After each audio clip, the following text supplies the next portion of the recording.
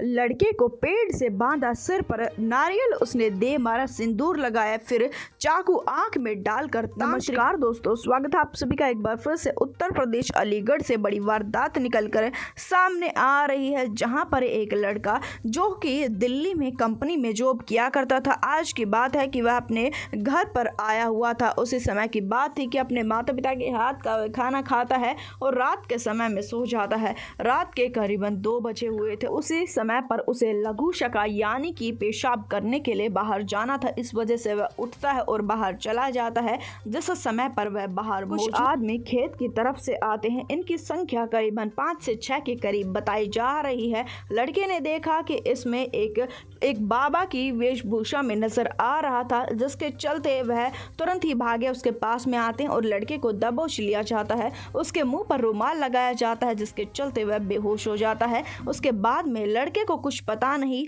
दरअसल बता दें कि तांत्रिक और तांत्रिक के कुछ साथी थे जिन्होंने लड़के को किडनैप कर लिया था। उसके पश्चात में वह उसे खेतों की तरफ लेकर जाना शुरू कर देते हैं। एक पेड़ से उसे बांध दिया जाता है। तांत्रिक उसके पास में आता है। इतने देर में लड़के की आंखें खुल चुकी थी।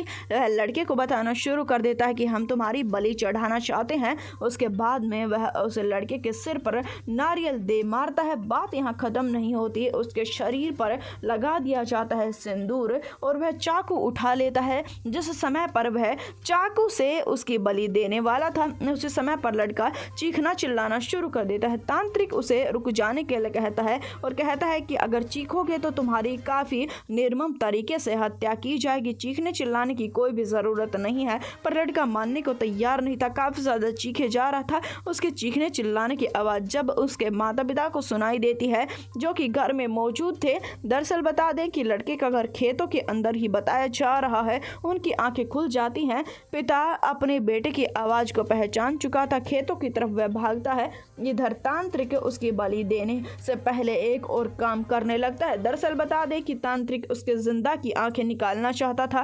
तांत्रिक उसे ये बात बता देता है और वह चाकू से जैसे ही उसकी आंखों पर वार करने लगता है, उसका पिता वहां पर आ जाता है। उसके पिता को देखते ही तांत्रिक तुरंत ही वहां से अपने साथियों के साथ में भाग जाता है। पिता अपने बेटे को खोल देता है। आखिरी समय पर आकर पिता ने अपने बेटे की जान बचा ली। लड़के का रो रो कर बुरा हाल था कि किस प्रकार से तांत्रिक ने उसकी बलि देने की कोशिश की। लड़के का कहना यह है कि मैं तो दिल्ली में एक कंपनी में जॉब करता हूँ, मेरी किसी के साथ में कोई दुश्मनी नहीं है, मेरा किसी के साथ में कोई वैर भाव नहीं है। मुझे नहीं पता कि तांत्रिक मेरी बलि क्यों देना चाहता था।